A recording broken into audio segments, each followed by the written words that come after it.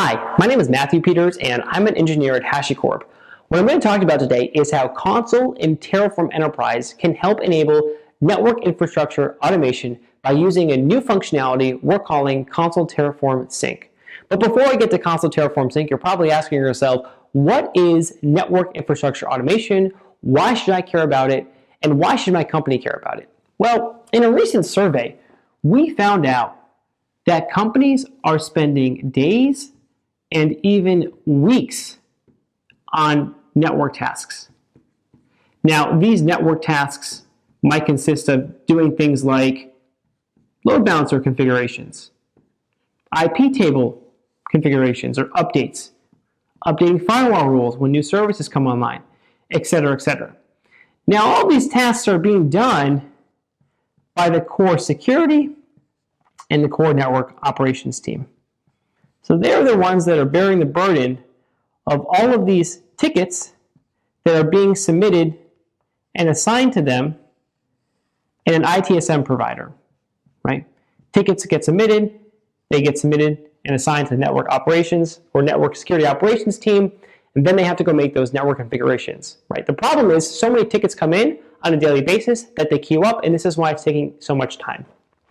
But in order to understand where the tickets are coming from and why it's taking so much time, we have to start at the very beginning of the software development or application delivery lifecycle. And this all starts with developers. So let's say we have a number of development teams working in your organization. We might have a team that's writing core Java apps. Perhaps we have some Python developers. And maybe we have some developers writing Go apps, right? Once their application code is done and ready to be deployed, it gets submitted in a CI/CD pipeline. In that CI/CD pipeline, they commit their code to some VCS provider. They then build it. It then gets tested. And then once it's ready, they deploy it to the appropriate environment, right? Now, the wonderful thing about CI/CD pipelines is that most organizations are either in the process or have completed automating a lot of these steps. So automating builds, tests, deploys, etc., in a cadence. Now, every team has a different development cadence, right? So the Java team might deploy once a day or once a week. Python team might deploy twice a day or 3 times a week. The Go team may have a completely different cadence. Now, the problem is when these applications get deployed, typically there's some kind of network change when you're scaling up and scaling down your infrastructure. We live in a world of dynamic infrastructure where things are constantly changing and infrastructure and applications are ephemeral, right? So whether you're deploying to AWS, Azure, Google, the data center, etc., we live in a world where things and applications and services are constantly scaling up and down. Right? So let's take this example of when a developer, right, wants to scale up their application from version 1.0 to version 2.0, right? And let's say in their application they have service A and service B, okay? Perhaps they're running in a containerized environment such as Kubernetes, where A represents the app server and B represents the web server. Now, the change from 1.0 to 2.0 is actually going to be fairly simple. We're going to keep service A, or the app server, the same. However, what we're going to do is we're going to scale up service B by twofold. So instead of just having one instance of service B, we're going to scale up and we're going to say, I want to deploy 3 services of service B, because we're having an event, maybe a sale. If you're an e-commerce website, right? Perhaps it's Black Friday or Cyber Monday, and you want to scale up your services so that the application itself can scale with all the traffic coming in from the internet, right? So we're going to make this small change here.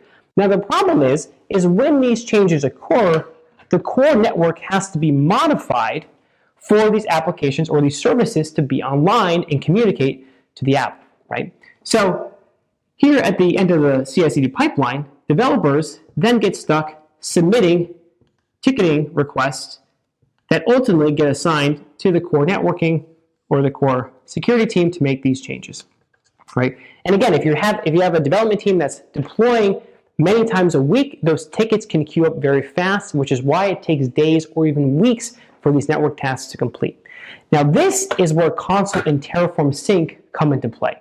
But before we talk about Consul Terraform Sync, let's break down what Consul does and what Terraform does. So Consul is a service discovery, service registration, and service mesh platform.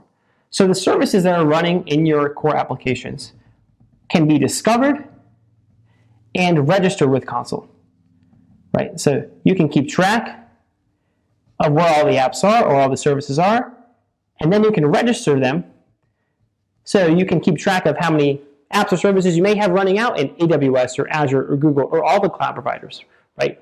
Terraform is an infrastructure as code platform, right? Now, infrastructure as code consists of many different components with regards to deploying simple infrastructure, right? In this example, we're talking about the core network. So the core network might be a Palo Alto provider, right? Terraform has the ability to hit multiple providers, Palo Alto, F5, right, in the core network, in the Terraform code to make updates. Now, with Consul Terraform Sync, what we're doing here with Consul Terraform Sync is having Consul communicate to Terraform and almost provide something like service as code. We're deploying services as code, right? So in this example, when I'm just using core Terraform, I'm making changes to the core infrastructure.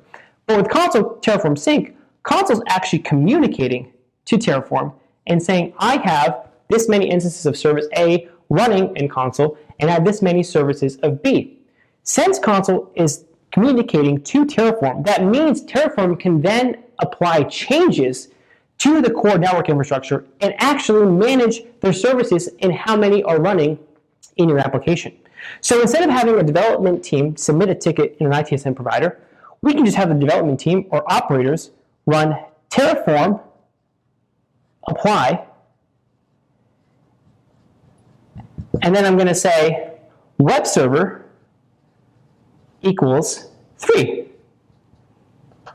I'm going to click enter, and then in a matter of seconds or even minutes, my Terraform code will run, my changes will apply, and I'll be able to scale up the service or the services that I'm making changes to without having to submit a ticket to an ITSM tool, which can take days or weeks to accomplish. I hope this has been helpful, and I hope that the business value and the return on investment by using Consul Terraform Sync and Consul Terraform Enterprise has been valuable here. Please visit www.hashicorp.com for more information. Thank you.